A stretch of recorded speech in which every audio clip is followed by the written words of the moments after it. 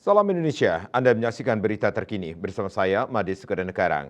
Badan Keamanan Laut Republik Indonesia Bakamla RI memasang senjata jenis MES 30 mm di 4 kapal negara KN yang bertugas di zona barat, tengah, dan timur Indonesia. Komandan KN Ular Laut 405 Letkol Bakamla Umar Dhani mengungkapkan, meriam autopilot ini diproyeksi mampu menambah kekuatan pengamanan ketika menghadapi situasi sulit.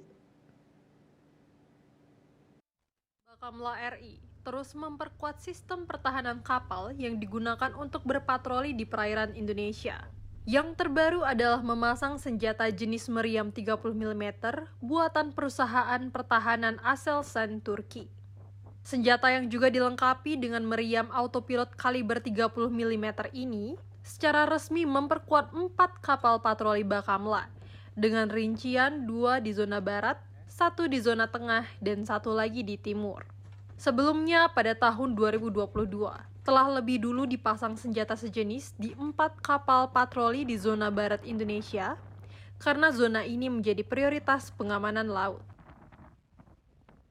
Spesialnya senjata ini, dia pada saat sasaran itu ditarget, arah manapun kapal, dia selalu mengikuti.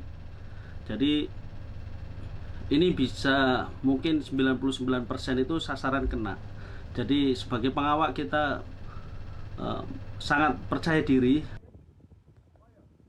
Komandan Umar menambahkan, sejumlah awak Bakamla juga telah mengikuti pelatihan pengoperasian serta perawatan senjata tersebut di Turki.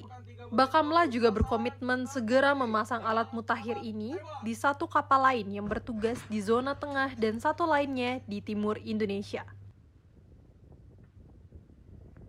Dari Batam, Kepulauan Riau, Holdan Parlaungan, Kantor Berita Antara mewartakan. Berita terkini bersama Minyak Apun Gada Pariwisata Bali, keluarga sehat. Update terus informasi Anda dengan subscribe dan like YouTube channel Bali TV @News Bali TV. Tetaplah bersama Bali TV. Salam Indonesia.